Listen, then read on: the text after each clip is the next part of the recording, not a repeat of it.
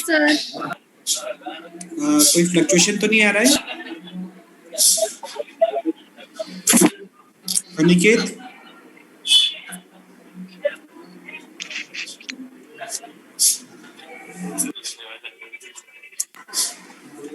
मेरी वॉइस आ रही है सबको? Yes sir. Yes sir. Good morning sir. Good morning. Good morning sir. Good morning sir. Okay, कल हम लोगों ने, हाँ गुड मॉर्निंग, कल हम लोगों ने कुछ डेटाबेस के मेरे ख्याल से स्कीमा तक हम आ गए थे। आई बिलीव कि हम लोग स्कीमा तक पहुंच गए थे कल के टॉपिक्स में। जैसे हमने कल डेटा मॉडल्स के बारे में शायद बात करी थी, है ना? डेटा मॉडल्स क्या होते हैं, उनका क्या यूज होता है, ठीक है। एंटिटी रिलेशनशिप मॉडल के बारे में हमने डिस्कस किया था, है ना, कि what is entity relationship model. उसके अंदर हम लोगों ने 4 मेन सिनेरियोज देखे थे, ठीक है। पहला था हमारा एंटिटी सेट, दूसरा था हमारा रिलेशनशिप सेट, तीसरा हमारा एट्रीब्यूट्स था और चौथा हमारा कंस्ट्रेंट था। यहाँ तक सबको क्लियर हो गया था?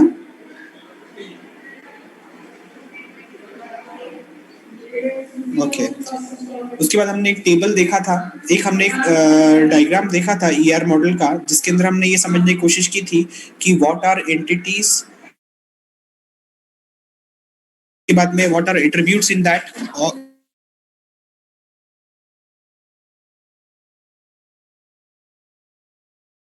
एट्रीब्यूट, ये चीजें कल देखी थी। उसके बाद में हम लोगों ने उनकी डेफिनेशन समझने की कोशिश की थी कि एक एंटिटी क्या होता है, ठीक है, और एट्रीब्यूट्स क्या होता है, ठीक है। एंटिटीज के बाद में हम लोगों ने रिलेशनशिप को देखा था। रिलेशनशिप क्या होती है? रिलेशनशिप को हमने बोला था कि एक एसोसिएशन होता है, ठीक है, बिटवीन एंटिटीज एंड एट्रीब्यूट्स। और उसके बाद में हमने कुछ मैपिंग कार्डिनैलिटी के बारे में कुछ देखा था कि व्हाट इज मैपिंग कार्डिनैलिटी, है ना। उसमें हमने 1 to 1, 1 to many, many to 1, इस तरह की कुछ मैपिंग कार्डिनैलिटीज देखी थी, ठीक है। तो ये, उसके बाद हमने एक एग्जांपल भी देखा था, टेबल देखा था, जिसके अंदर हमने समझने की ये भी कोशिश की थी कि एक एट्रीब्यूट्स क्या होते हैं, है ना। फॉर एन एग्जांपल, जैसे हमने एक स्टूडेंट का एक टेबल देखा था, जिसके अंदर हमारे पास SID था, नेम, एस नेम था, एस एज थी, इस तरह के कुछ मेरे एट्रीब्यूट्स थे। उसके अंदर हमने रोज और कॉलम देखा था, या टपल्स एंड कॉलम्स देखा था, ठीक है। और उसमें कुछ रिकॉर्ड को समझने की कोशिश की थी, ठीक है। तो ये सब चीजें हम लोगों ने कल देखी थी। यहाँ तक सबको समझ में आ गया था? Yes sir. Okay, yes sir. Okay, कल मेरे पास में कुछ बच्चों के मैसेज आए थे। वो ये पूछ रहे थे कि जैसे कुछ लोग हिंदी मीडियम से हैं, कुछ इंग्लिश मीडियम से हैं, ठीक है। तो वो पूछ रहे थे कि sir if it is possible कि मुझे कुछ बुक्स पढ़ने के लिए मिल जाए, तो आप लोगों ने अगर अपना सिलेबस देखा होगा तो मैंने उसके अंदर कुछ बुक्स मेंशन करी हुई है, ठीक है। जैसे आपके सिलेबस में 2 तरह की बुक्स के बारे में क्लासिफाई किया हुआ है ना।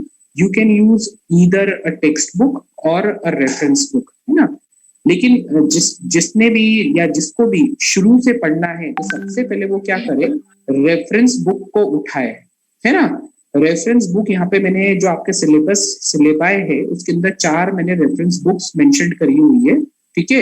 एक मॉडर्न डेटाबेस मैनेजमेंट होगी, ठीक है, जे हॉफर की हो गई है, ठीक है, एडिसन विस्ले की हो गई है, ठीक है। दूसरी फंडामेंटल ऑफ डेटाबेस, ठीक है, अल्समारी और नवाथे की हो गई है, ठीक है, वो भी एक अच्छी है। पियर्सन एजुकेशन की भी जो बुक्स आती हैं वो भी काफी अच्छी आती हैं। तीसरी है देसाई की इंट्रोडक्शन टू डेटाबेस, है ना, डेटाबेस सिस्टम की।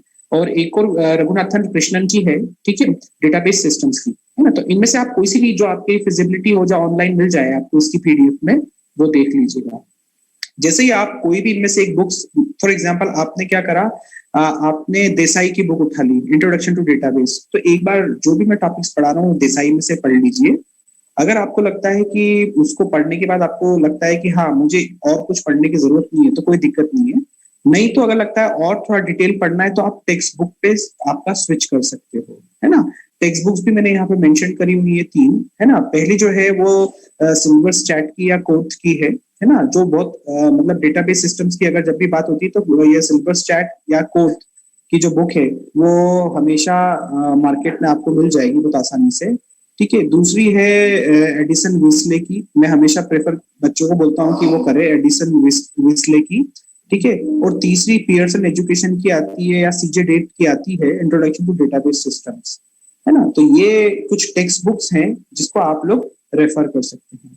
मैं ये चाहता हूं कि आप अपनी एक सीक्वेंस बना के रखें इस प्रकार से कि पहले आपको जो मैं मटेरियल दे रहा हूं उसको एक बार आप अच्छे से पढ़ लें, उसमें कोई क्वेश्चंस आते हैं तो इट्स वेल एंड गुड, हम उसको डिस्कस कर लेंगे। उसके बाद में फिर आप रेफरेंस बुक पे जाएं, एज पर मेरे मटेरियल जो मैं कंटेंट आपको शेयर करूंगा उस कंटेंट के बेस पे आप रेफरेंस बुक में उस कंटेंट के थोड़ा इलाबोरेशन रीड कर लें।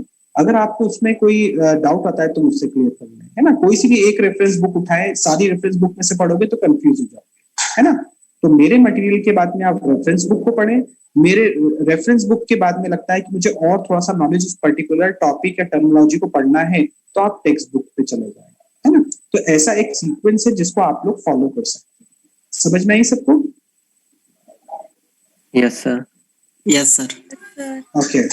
अब दूसरी बात ये आती है कि अगर आप लोगों ने अपना सिलेबस देखा होगा तो जो आपकी डेटाबेस लैब है ना, जिसको अभी हम स्टार्ट करेंगे, जैसे ही अपना फर्स्ट यूनिट कंप्लीट होगा फिर हम अपनी डेटाबेस लैब को चालू करेंगे। डेटाबेस लैब में हम लोग माई एसक्यूएल को प्रेफर करेंगे।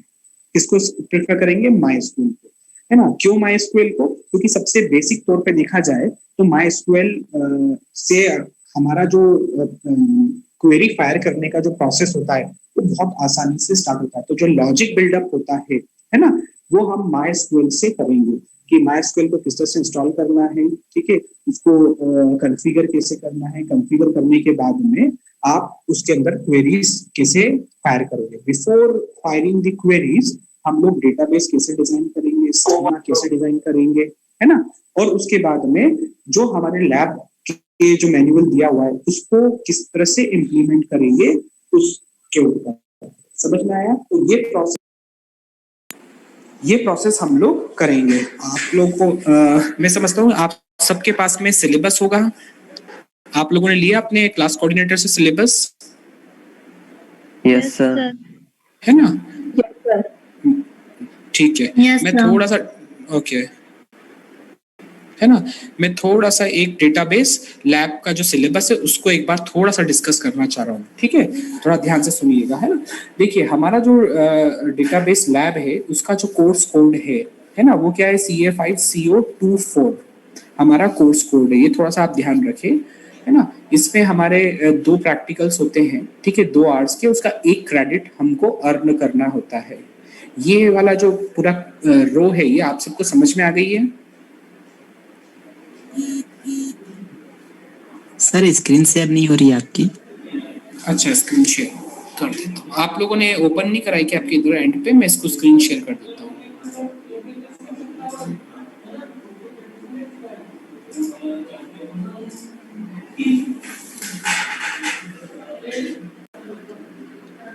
देखिए सबको दिख रही है स्क्रीन अब? Yes sir. Yes sir. Yes, sir. Yes, sir. Okay, देखो यहाँ पे आपको कोर्स कोड दिख रहा है। ये मैंने आपके सामने सिलेबस ओपन किया है ना। किसका सिलेबस है? ये हमारा डेटाबेस लैब, है ना। इस सिलेबस को हम लोग कब स्टार्ट करेंगे? व्हेन वी आर समवॉट बोल सकते हैं कि capable of understanding the database and how we can implement database, ठीक है, how we can use database in some tool या डेटाबेस मैनेजमेंट सिस्टम। जैसे हमारे पास में जो रिलेशनल डेटाबेस मैनेजमेंट सिस्टम है उसके अंदर हम क्वेरीज को किस तरह से फायर कर सकते हैं या किस तरह से एग्जीक्यूट कर सकते हैं, है ना। इसके अंदर आप ये देखो कि आपको लैब 1 असाइनमेंट दिया हुआ है, ठीक है, और एक आगे चलोगे तो एक लैब 2 असाइनमेंट दिया हुआ है। जो आपकी डेटाबेस लैब का जो प्रोसेस है ये बहुत छोटा है, बहुत बड़ा नहीं है। देखो एक लैब 1 है, एक लैब 2 है, ठीक है, और उसके बाद में कुछ टास्क दिए हुए हैं जो हमको 37 टास्क कंप्लीट करना है। ये दिखने में जितना बड़ा दिख रहा है ये बहुत ही छोटा प्रोसेस है। अगर इसको हम 2 वीक मतलब 1 वीक में आपके 2 लेक्चर होते हैं मेरे को लगता है ना। 2 लेक्चर्स है ना आपके 1 वीक में,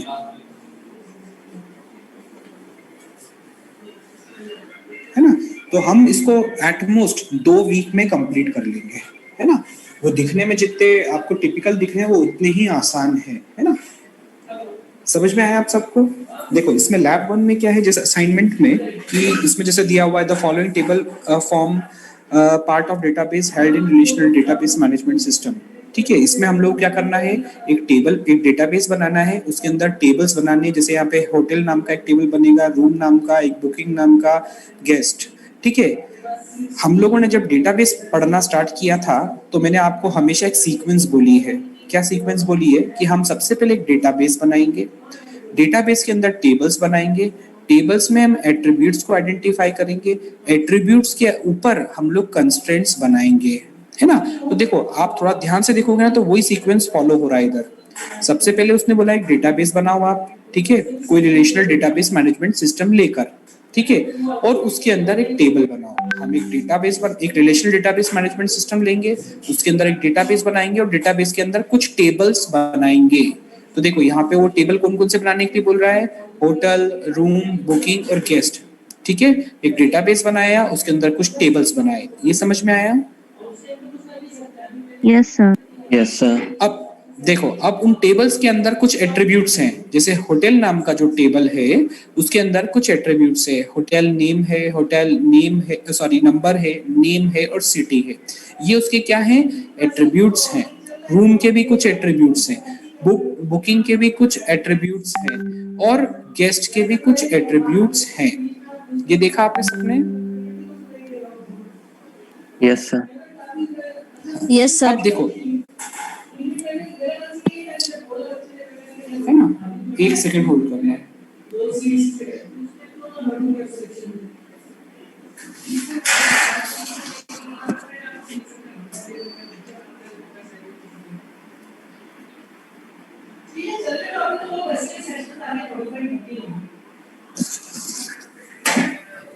देखो आपको इसके अंदर देखने को ये मिल रहा होगा, मेरी आवाज आ रही है सब लोगों को। Yes sir. Yes, sir. Yes, sir. Yes sir. Okay, Yes, sir. इसके अंदर एक चीज और देखने को मिली आपको कि जो होटल रूम मेरा जो टेबल है या मेरे जितने भी टेबल्स हैं उसमें जो फर्स्ट फर्स्ट जो मेरे एट्रीब्यूट्स उनके नीचे अंडरलाइन खींची हुई है। सब मार्क कर पा रहे हैं।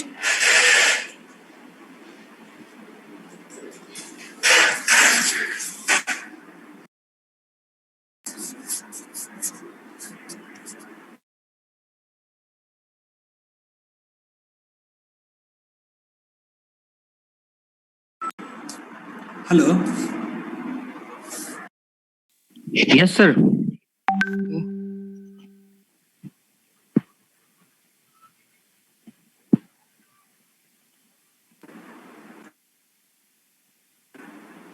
मेरी आवाज आ रही है सबको। Yes, sir. Yes, sir. Okay, 2 minute hold करिएगा सब लोग, है ना, मेरा सिस्टम रीस्टार्ट हो ओके सर।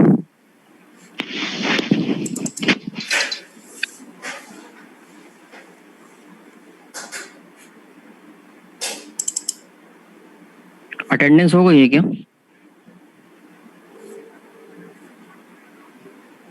कोई बताएगा प्लीज। अभी अटेंडेंस हो नहीं गई। हुई है ना। मतलब कहाँ से?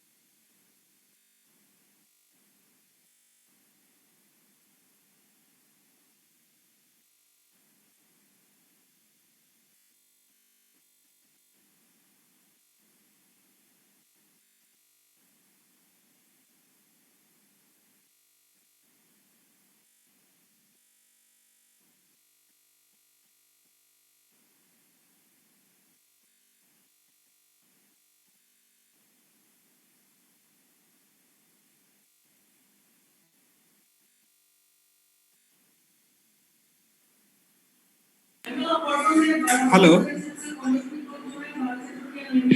अच्छा यस सर। हाँ सर मोहित, मेरी आवाज आ रही है? Yes sir. ठीक है।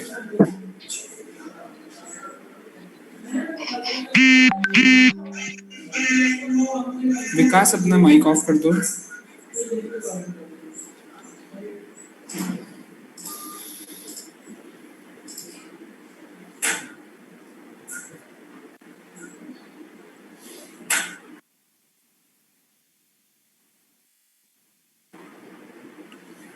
2 मिनट जरा होल्ड करिएगा, है ना, मैं एक बार स्टार्ट कर लूँ इसको।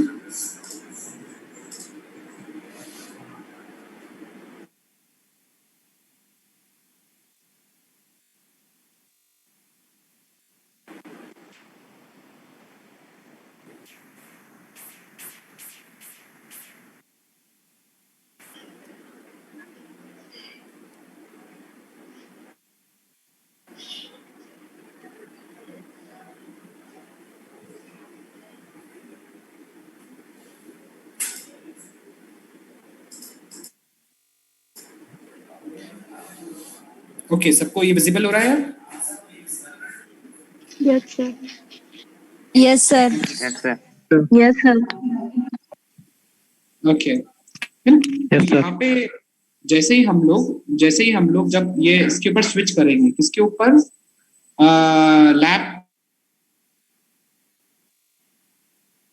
समझाऊंगा कि यहाँ पे कैसे क्या चीजें एग्जीक्यूट होगी, हम लोग किस तरह से टेबल बनाएंगे, किस तरह से क्वेरी लिखेंगे, ठीक है, और उसके ऊपर डेटा एक्सेस किस प्रकार से सिंपल क्वेरी को फायर करके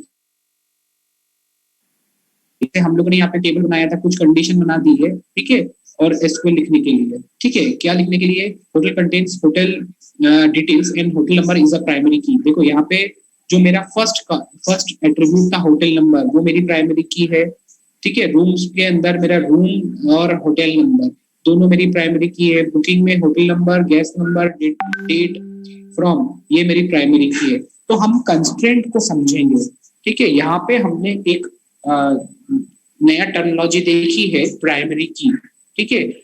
हम कुछ कंस्ट्रेंट्स के बारे में पढ़ेंगे, जैसे हमारा कुछ कंस्ट्रेंट्स के नाम आपने कभी सुने होंगे, प्राइमरी की, फॉरेन की, कंपोजिट की, यूनिक की, इस तरह के कुछ कंस्ट्रेंट होते हैं जो हम टेबल्स के एट्रीब्यूट्स पे लगाते हैं, ठीक है। तो इसको हम डिटेल पढ़ेंगे।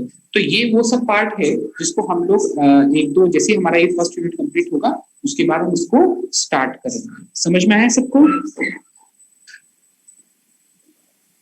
Yes, sir. Yes. Yes sir. Okay. Yes sir. Excuse me sir. हाँ सर वो फर्स्ट यूनिट कंप्लीट हो चुकी क्या? नहीं क्योंकि ईआर मॉडल तो सेकेंड यूनिट में है। नहीं नहीं, आप उसको मत देखिए कि वो किस यूनिट में, हम एक सीक्वेंस फॉलो कर रहे हैं, ठीक है। देखिए अभी तक आप लोग क्या है, ग्रेजुएशन में जो पढ़ते थे वो आप एक क्रॉनिकल ऑर्डर में पढ़ते थे, ठीक है। जब हम पीजी में पढ़ते हैं तो हम सिंक्रोनाइजेशन वे में पढ़ते हैं, कब किस चीज की क्या रिक्वायरमेंट आएगी। तो ऐसा कुछ पॉसिबिलिटी हो सकता है 2-3 टॉपिक्स में डेटाबेस में कि कुछ टॉपिक जो मैं फर्स्ट यूनिट में यूज करूंगा वो सेकेंड यूनिट में मेंशन्ड हो। समझ में आया?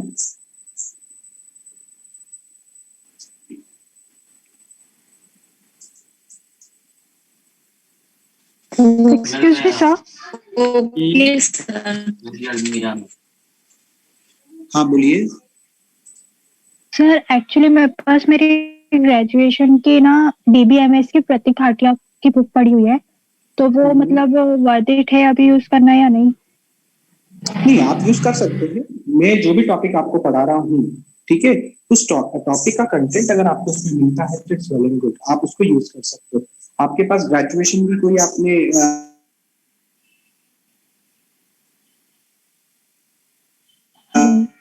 मुझे कोई प्रॉब्लम नहीं है, ठीक है। सर आपकी आवाज लैग कर गई, कुछ समझ ही नहीं आया। अच्छा, मैं ये बोल रहा हूँ कि आप अपने जो भी आपने ग्रेजुएशन में अपनी बुक्स को रेफर किया है, ठीक है, उनको आप रेफर अभी भी कर सकते हो। आई डेंट हैव एनी प्रॉब्लम, ठीक है। जो भी मैं टॉपिक्स पढ़ा रहा हूँ बस उन टॉपिक्स पे कंसंट्रेट कर लेना, ठीक है, अपनी मेरिट मटेरियल पे और जो भी मटेरियल आप जिस बुक्स में से भी पढ़ेंगे, ठीक है। ओके अब मैंने एक टॉपिक नया, हाँ मैंने एक नया टॉपिक स्टार्ट किया है। कल जैसे हमने डेटा मॉडल्स या ईआर मॉडल पे थोड़ा सा देखा था, ठीक है। अभी हम जो टर्मिनोलॉजीज पढ़ रहे हैं ये वो फर्स्ट यूनिट में टर्मिनोलॉजीज हैं जिनका यूज हम second, third, fourth, fifth unit में करेंगे, ठीक है। तो अभी हम बहुत एब्स्ट्रैक्ट वे में उन सबको थोड़ा समझने की कोशिश कर रहे हैं, डिटेल वे में भी हम समझेंगे। चलिए सेकंड यूनिट में हम इसकी डिटेलिंग करना चालू करेंगे, ठीक है। अब जो नई टर्मिनोलॉजी आई है हमारे सामने वो आई है डेटाबेस स्कीमा। ये वर्ड मैंने पहले भी कई बार यूज कर लिया है अभी तक, जब जब भी मेरे लेक्चर्स हुए हैं। डेटाबेस स्कीमा जो बहुत इंपॉर्टेंट होता है ना। अगर मैं बहुत सिंपल टर्म में स्कीमा को समझने की कोशिश करूं तो मैं बोल सकता हूं कि इट इज जस्ट अ, क्या है ये, एक डिजाइन होती है। स्कीमा मतलब डिजाइन या स्ट्रक्चर, लेकिन कौन सा स्ट्रक्चर? लॉजिकल स्ट्रक्चर, ठीक है। मैंने जैसे पिछली बार भी आपके सामने एक एग्जाम्पल कोट किया था कि जब हम अपना घर बनाने जाते हैं तो उसके पहले हम लोग एक आर्किटेक्ट के पास जाते हैं। उस आर्किटेक्ट को बताते हैं कि मुझे ऐसा ऐसा एक घर बनाना है, मेरे प्लॉट साइज ये है और मुझे इसमें इस तरह का कंस्ट्रक्शन चाहिए, है ना। अपनी रिक्वायरमेंट उसको देते हैं, उसके बाद में वो एक क्या करता है, डिजाइन तैयार करता है। और वो डिजाइन जब तैयार हो जाती है तो फिर वो आपको बुला के बताता है कि ये मैंने आपके एज पर योर रिक्वायरमेंट मैंने एक डिजाइन बनाई है, आप इसको देख ले, है ना। उसी प्रकार से जब हम डेटाबेस मैनेजमेंट सिस्टम की बात करते हैं और उसके अंदर टेबल्स की बात करते हैं, है ना, तो उसके लिए हम लोग एक स्कीमा डिजाइन करते हैं, ओवरऑल स्कीमा, है ना। मतलब डेटाबेस से लेके क्वेरी फायर करके एक जो भी यूजर होता है उसके पास तक डेटा जाने तक का जो प्रोसेस होता है, दैट प्रोसेस इज डिफाइंड, ठीक है, एज अ स्कीमा। उसको हम कैसे डिजाइन करते हैं? As a part of schema. समझ में आया सबको? Yes sir. Yes, sir. Yes, sir. ठीक है। A database schema is a skeleton structure that represent the logical view of entire database। देखो वो बोल रहा है कि ये बेसिकली क्या है, एक लॉजिकल स्ट्रक्चर है जो कि हमें एक लॉजिकल व्यू देता है पूरे एंटायर डेटाबेस के। किसके? एंटायर डेटाबेस का एक लॉजिकल डायग्राम समझाता है। समझ में आया? It defines how data is organized and how relations among them are associated। दूसरी इंपॉर्टेंट चीज वो क्या बताता है कि उसके अंदर जो डेटा रहेगा वो किस तरह से ऑर्गेनाइज्ड है, ठीक है। और उस डेटा के अंदर जो एट्रीब्यूट्स यूज हो रहे हैं विद रिस्पेक्ट टू टेबल्स, किस तरह से एसोसिएटेड हैं या कनेक्टेड हैं with the help of relations, ठीक है। और तीसरा पॉइंट ये बोलता है it formulates all constraints that are to be applied on the data. देखो as per this bookish definition हम इसको बहुत सिंपल टर्म में समझने की कोशिश करते हैं, वो क्या समझाने की कोशिश कर रहा है, ठीक है। जब भी मैं स्कीमा की बात करता हूँ तो मैं तीन चीजों पे फोकस करता हूँ। पहला, डेटाबेस। मेरा डेटाबेस क्या है? Database is basically a collection of tables. अगर मैं इसको बहुत सिंपल टर्म में समझने की कोशिश करूँ, क्या है डेटाबेस? कलेक्शन ऑफ टेबल्स है, ठीक है। अब मैं स्कीमा की बात कर रहा हूँ क्योंकि स्कीमा ये बोलता है कि it is an overall design of your entire database, है ना। तो अब एंटायर डेटाबेस के अंदर क्या क्या चीजें और होंगी हम ये समझ लेते हैं। तो डेटाबेस के अंदर टेबल्स होते हैं, टेबल्स के एट्रीब्यूट्स होते हैं, टेबल्स और एट्रीब्यूट्स का एसोसिएशन होता है with the help of relationships, है ना। और एट्रीब्यूट्स के ऊपर कुछ कंस्ट्रेंट्स होते हैं जो हम इम्प्लाई करते हैं फॉर मैनेजिंग द डेटा और फॉर मैनेजिंग द रिकॉर्ड। ये बात समझ में आई सबको? Yes sir. ओके, है ना। तो this is whole known as schema. मतलब स्कीमा की जब हम बात करते हैं तो overall design of a database की बात करते हैं, जिसके अंदर हम डेटाबेस का नाम देने से लेकर उसके अंदर टेबल डिफाइन करने से लेकर उसके अंदर एट्रीब्यूट्स डिफाइन करने से लेकर उसमें कंस्ट्रेंट लगाने से लेकर मतलब क्वेरीज को फायर करने से लेकर मतलब जो record after implementing all this मुझको मिलने वाला होता है यूजर लेवल तक में, उसका पूरा ओवरऑल डिजाइन परफॉर्म करते हैं। ये समझ में आया सबको? Yes, sir. Yes, sir. Okay, next a database schema defines Excuse me, sir. Sir एक बार कांस्टेंट का मतलब बता देंगे? कांस्टेंट नहीं, कंस्ट्रेंट्स। कंस्ट्रेंट्स मतलब कुछ रूल्स हम इम्प्लाई करते हैं, ठीक है, over to attributes. Attribute scope पे हम लोग क्या लगाते हैं, कंस्ट्रेंट्स लगाते हैं। जैसे अभी जब मैं आपको लैब के बारे में डिस्कस कर रहा था तब मैंने आपको एक टेबल बताया था और टेबल के साथ में एक एट्रीब्यूट के नीचे अंडरलाइन खींची हुई थी, है ना। उस अंडरलाइन को मैंने बोला था दैट इज प्राइमरी की कंस्ट्रेंट। मैंने बोला था कि वी विल बी लर्निंग, जब हम डेटाबेस टेबल्स के अंदर एट्रीब्यूट्स पढ़ेंगे, एट्रीब्यूट्स के अंदर जब हम लोग कंस्ट्रेंट्स के बारे में पढ़ेंगे तो हमने बेसिक तौर पे 4 कंस्ट्रेंट्स के बारे में हम लोग लर्न करेंगे।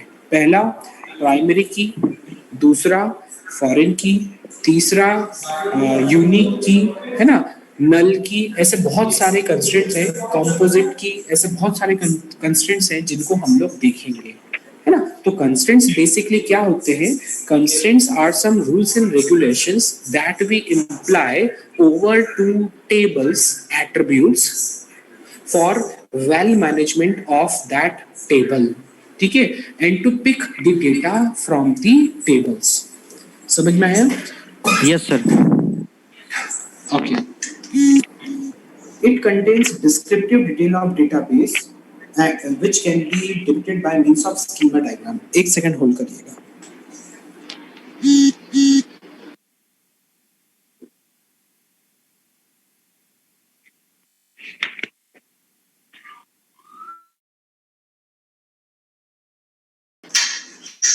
ठीक है, समझ में आया आप लोगों को?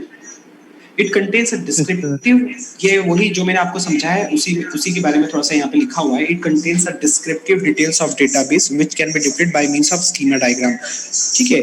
It is the database designer who designs the schema to help programmers understand the database, है ना। मतलब वो क्या बोल रहा है कि अब एक डेटाबेस डिजाइनर होता है, ठीक है, एक डेटाबेस एडमिनिस्ट्रेटर होता है। 2 तरह के बोल सकते हैं कि यूजर्स होते हैं डेटाबेस के। एक होता है डेटाबेस डिजाइनर और एक होता है डेटाबेस एडमिनिस्ट्रेटर, डीबीए सुना होगा आपने, डीबीए, है ना। डेटाबेस एडमिनिस्ट्रेटर एक अलग रूल्स एंड रिस्पॉन्सिबिलिटीज के साथ में डिफाइन होता है, डेटाबेस डिजाइनर एक अलग रूल्स एंड रिस्पॉन्सिबिलिटीज के साथ में मार्केट के अंदर आता है। जो डिजाइनर होता है might be possible it can be a database administrator also, है ना।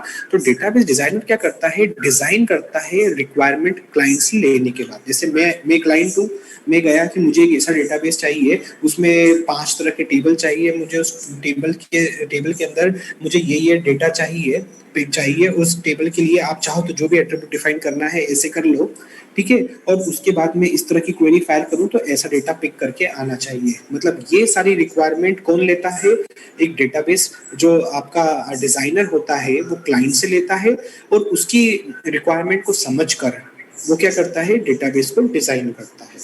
समझ में आया? Yes sir. यस। ठीक है, अब एक नेक्स्ट आपको बहुत इंपॉर्टेंट एक मैंने डायग्राम बताया है, इसको थोड़ा सा हम समझने की कोशिश करते हैं, एक ओवरव्यू लेने की कोशिश करेंगे, ठीक है। देखो यहाँ पे व्यू 1, व्यू 2 और व्यू 3, है ना। 3 तरह के हमने व्यू देखे हैं, ठीक है। 1, 2, 3 ये 3 तरह का एक लेवल है यूजर लेवल पे, है ना।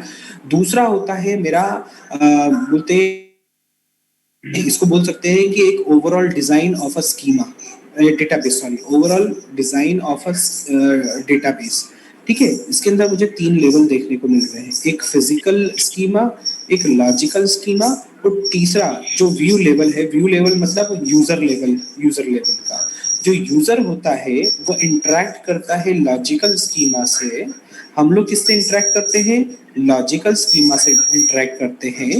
लॉजिकल स्कीमा से हम लोग रिकॉर्ड्स को पिक करते हैं जो कि स्टोर्ड होता है फिजिकल स्कीमा पे। यस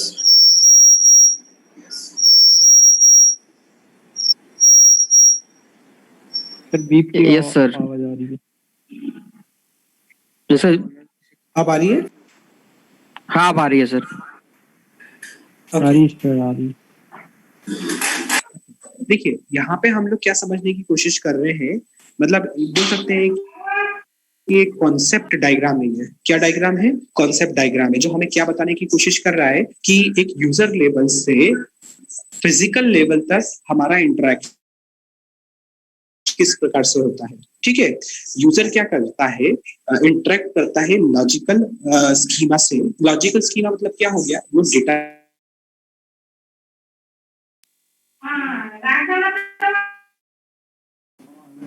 सर आपकी आवाज क्रैक हो रही है। कुछ डिफाइन हुए होते हैं। यस सर अगेन बोलिए फिर से। एक लॉजिकल डिजाइन की को डिस्कस कर रहे हैं, जिसके अंदर मुझे क्या देखने को मिल रहा है, 3 लेवल देखने को मिल रहे हैं, है ना। पहला लेवल हो गया मेरा यूजर लेवल, जिसके अंदर व्यू 1, व्यू 2, व्यू 3 है ना। मतलब बोल सकते हैं कि 3 तरह के मेरे पास यूजर्स हैं जो इंटरेक्ट कर सकते हैं, किससे, मेरे फिजिकल स्कीमा और लॉजिकल स्कीमा से। अब ये फिजिकल स्कीमा और लॉजिकल स्कीमा क्या होता है, मेरा लॉजिकल स्कीमा वो होता है जिसमें मेरा डेटाबेस डिजाइन होता है, डेटाबेस डिफाइंड होता है ना। डेटाबेस डिफाइन है मतलब उसके अंदर मेरे टेबल्स भी होंगे, उसके अंदर मेरे एट्रीब्यूट्स भी होंगे, उसके अंदर मेरे कंस्ट्रेंट्स भी डिफाइन होंगे, और उसके अंदर ही मैं क्वेरी को फायर करूंगा।